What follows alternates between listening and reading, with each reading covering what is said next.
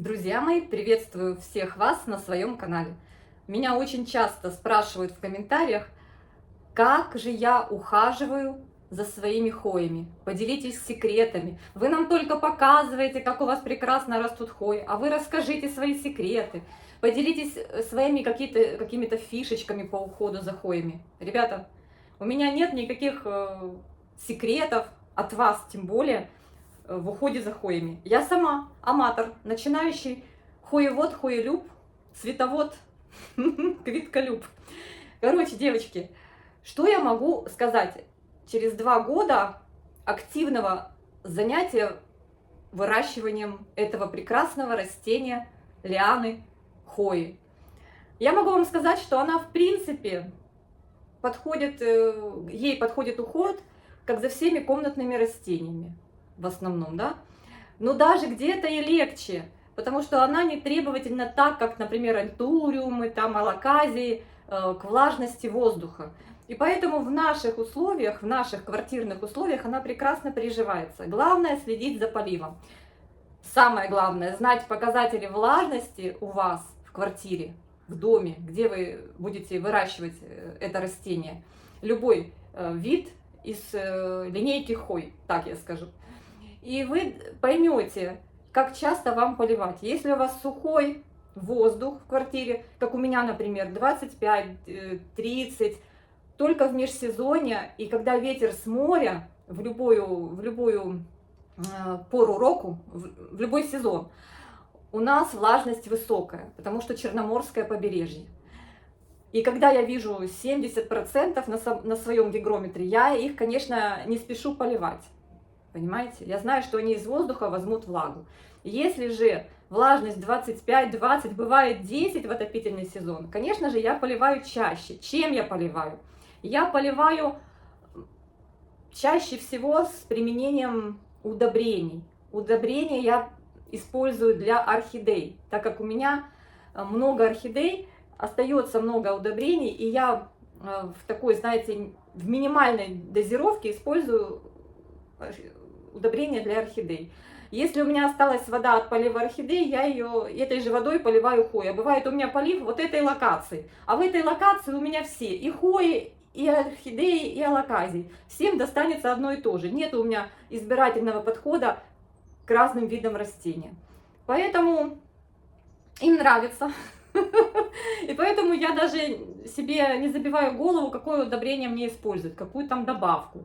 Если это какой-то фунгицид, фитофунгицид, и я поливаю орхидеи, то я полью и хвои, понимаете? Ну вот так я вам расскажу, как орхолюб и хвоевод по совместительству. В общем-то, что я заметила? Ну, есть разные виды хвой, и каждый вид, он покажет на своих листьях, что ему не нравится. В основном большинство видов хвой любят полутень. Не нужно их выставлять прямо на солнечный свет. Это чревато ожогами листьев, таким, знаете, цветом листовой пластины очень такой блеклой.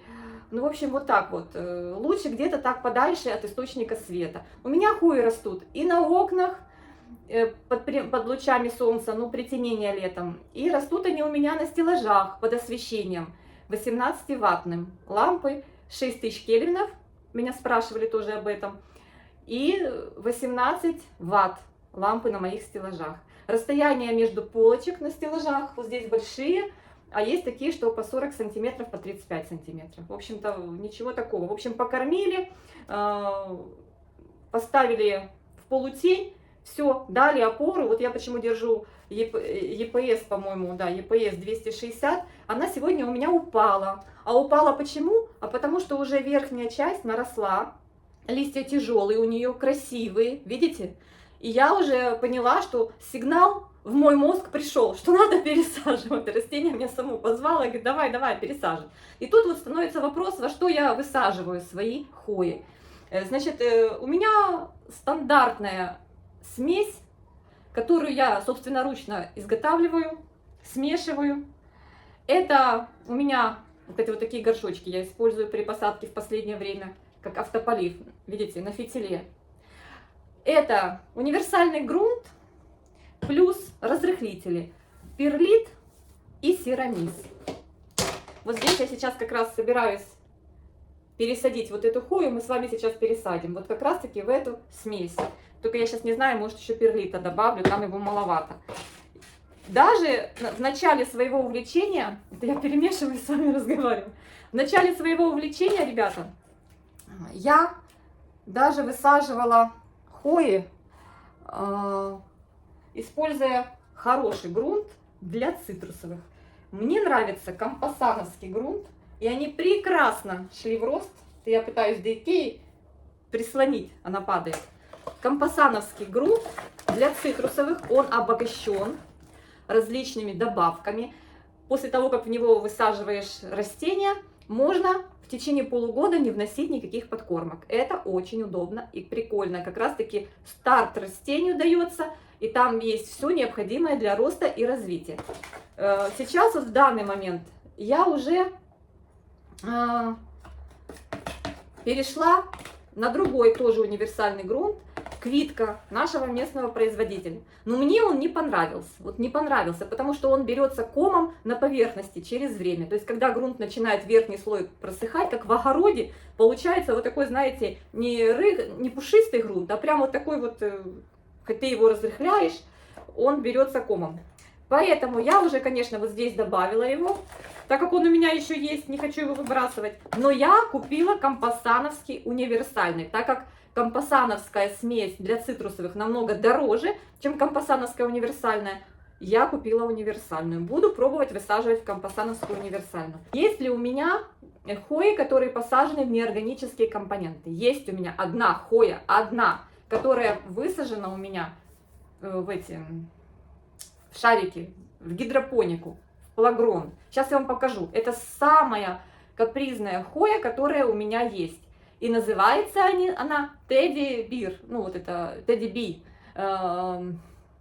Мишка Тедди. Сейчас покажу вам ее. Вот, девчонки и мальчишки, этот подопытный кролик, этот подопытный медведь. Короче говоря, не росла эта хоя ни в одном виде субстрата. Ну, по-моему, только в мох я ее не садила. Короче, в земле нет. Она, смотрите, вот так вот дает точки роста. И эти, как показать, вот видите, вот так. И эти точки роста засыхают, и все. И только здесь, в этих кусочках, шариках глины, она начала растить мне хоть что-то. Единственное, что я ее недавно перелила. Я прям налила вот так вот и забыла слить. И здесь был начинающий растущий лист. И, короче, она его отжелтила и сбросила. Ну вот, вы не представляете, наверное, сколько? Года за 2? За всю. Даже уса не было. Получается, купила я ее, по-моему, вот эти 2 листа. Вот. Или это мой уже, или вот 2. Да, вот это все, что она мне вырастила. Причем, смотрите, какой она мне интересный лист дала. Вот такой вот, в виде сердечка. Как у Кэрри. Видите, девчонки? И вот новый идет, я прям не дышу.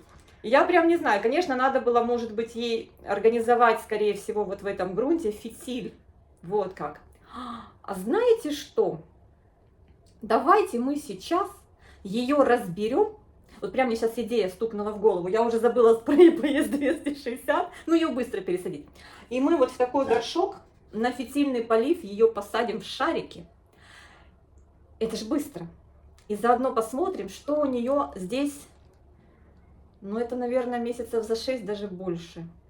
Как она, нарастила она корни или не нарастила. Вот будет интересно увидеть. И будет фитиль у этого вот стему горшочка.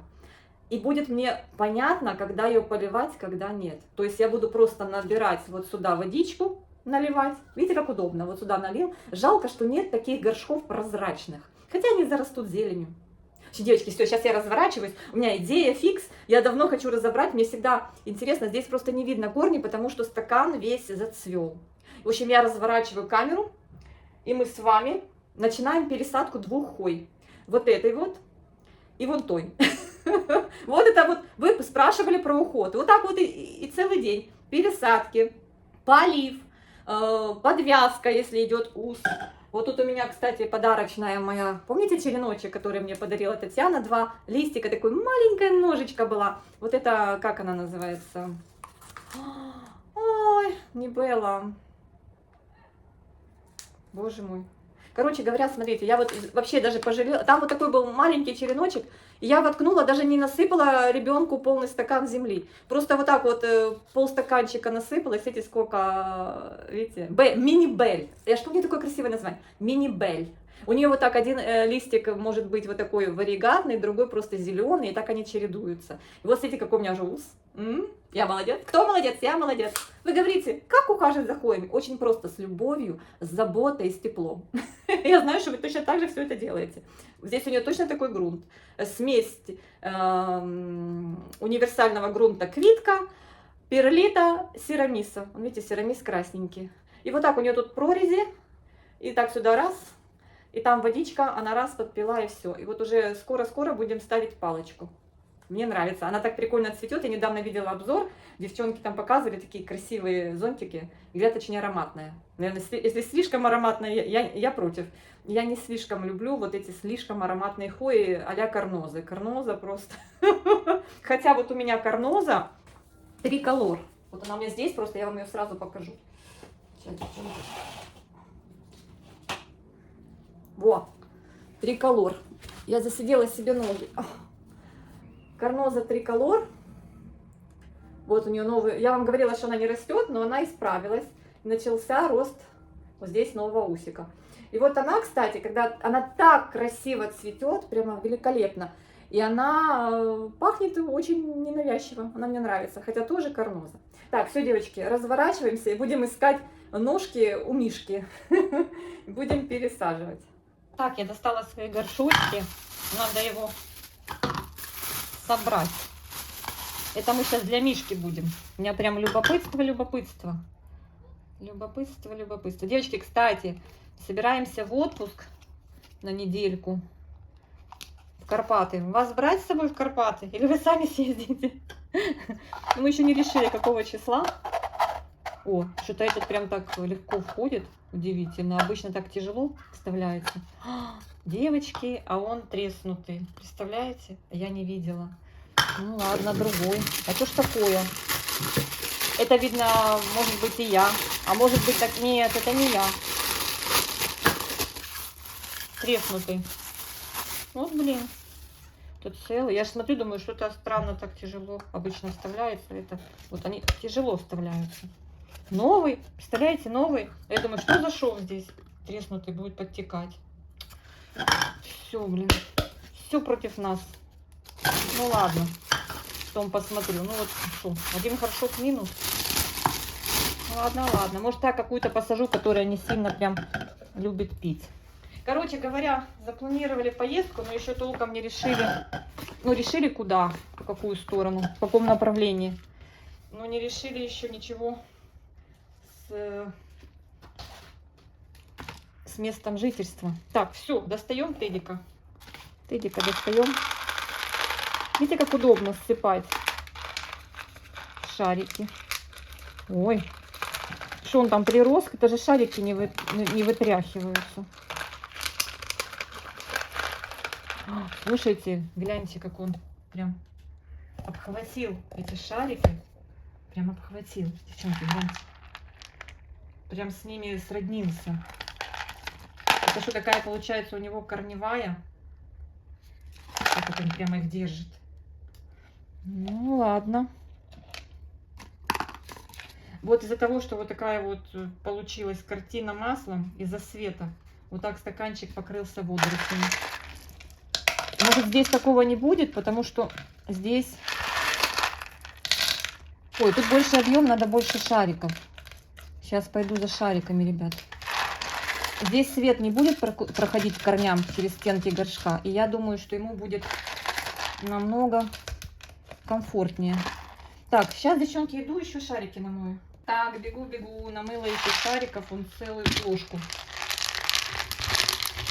Ой, какие-то меленькие прям выбирала. Здесь у меня, или может быть просто другая партия. У меня другая закупка была.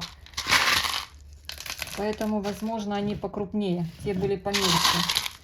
Что я замечаю, что эти... Ой, все, по всей квартире разбросала.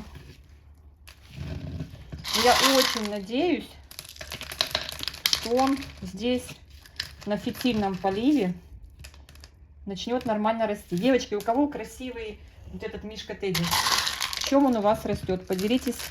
Теперь вы поделитесь секретами ухода за этим видом. Мне просто интересно.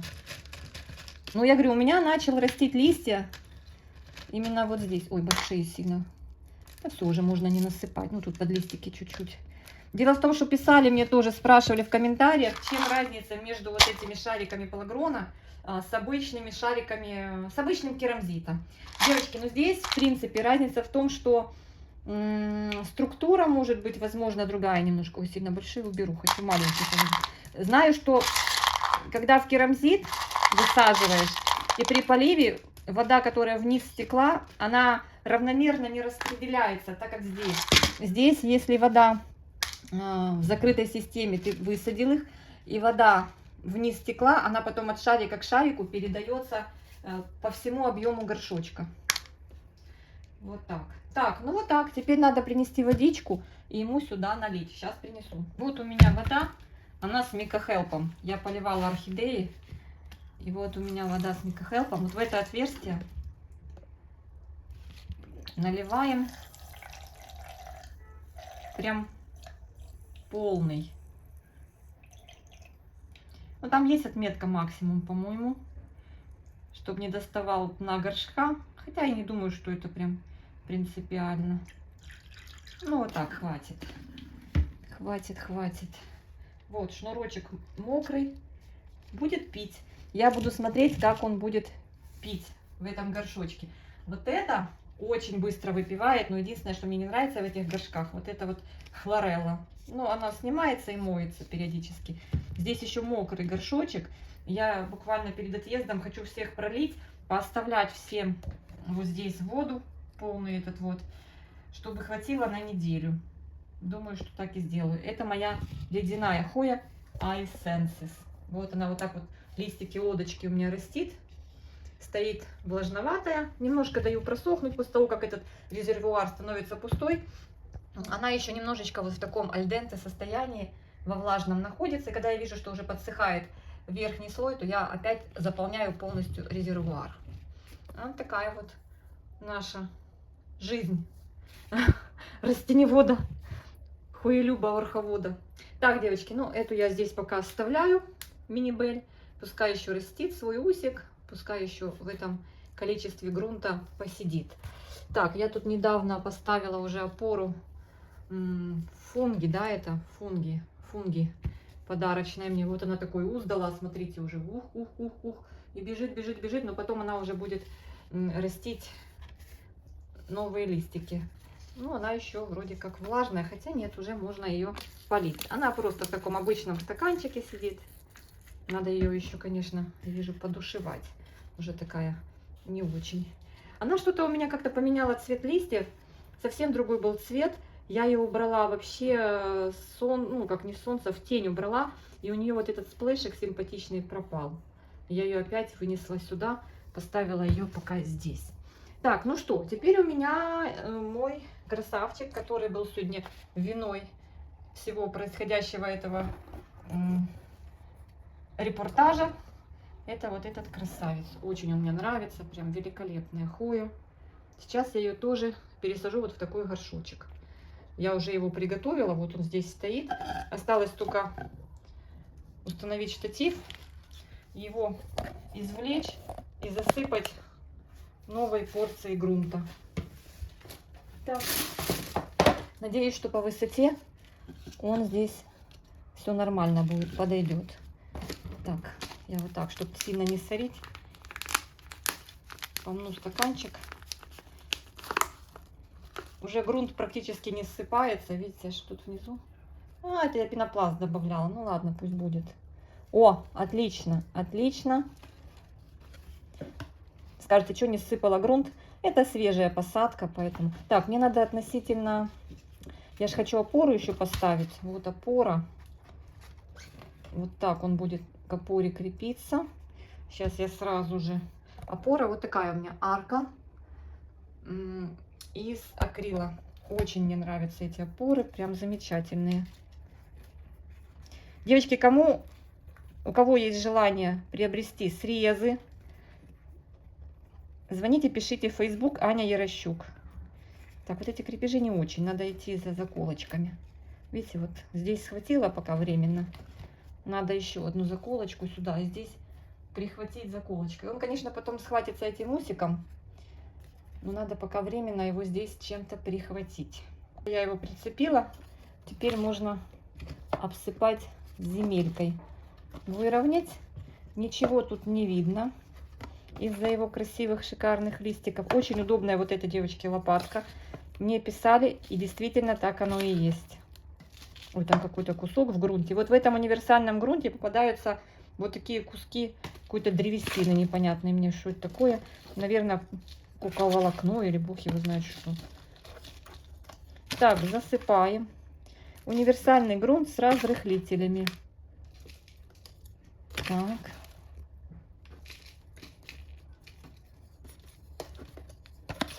Видите?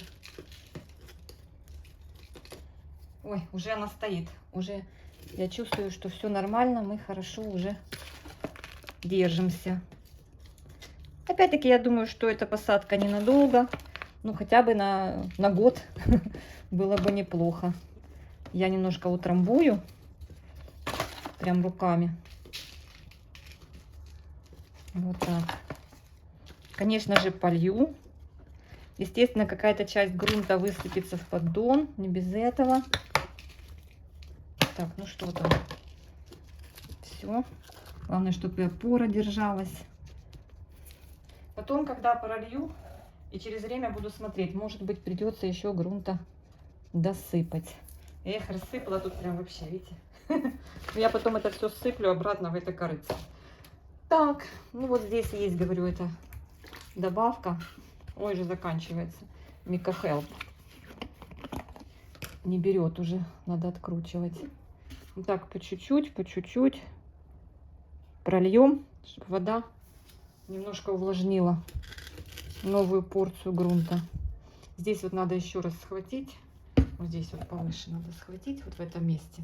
Такие красивые листья у него, прям вау, красавчик. Нравится он мне очень. Ты мне очень нравишься. И знаете, так долго сидел, приехал вот с этими двумя листиками, купила черенок. Увидела прям, я не помню, у кого-то я, у Юли. Юля с Кривого Рога рассказывает про свои растения комнатные. И вот у Юли она показала свой, красавчика своего, свое растение показала.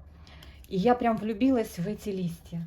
И мне прислала продавец черенок с двумя вот этими листиками, укорененный. И у меня вот первый вот этот лист вырос дома. Я просто ходила, не дышала, такой красивый. Потом дала на усик, хоечка. И вот на усике изобразила два небольших таких листика, небольших. И вот третий растет. Ну вот они сейчас небольшие, я знаю почему. Потому что много освещения. Когда хоя получает большое количество освещения, она не растит большие крупные листья. Ну вот как бы для этого сорта это, мне кажется, малый листок. И это я заметила на своей хое Калистофила калимантан. Она у меня стоит под лампами. И я, когда на целый день включала лампы, с 8 утра там, до 11 вечера, листики нежно-салатовые росли и меленькие. Сейчас я вообще практически не включаю в летнее время подсветку. Вот что с окна им достается, то и достается. Без подсветки растут на стеллаже хои мои, на полочке. И у них стали красивые в размере, увеличились листья, стали больше. То есть у них возникла необходимость больше света получать.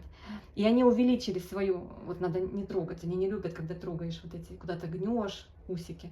Они увеличили свой размер пластины, и цвет листика стал более насыщенный, темно-зеленый, с черными прожилками. И вот этот лист, вот этот нижний, у меня рос весной, когда здесь было мало, в этой же локации, но было мало освещения.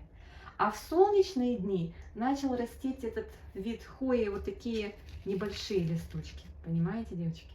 Вот так вот.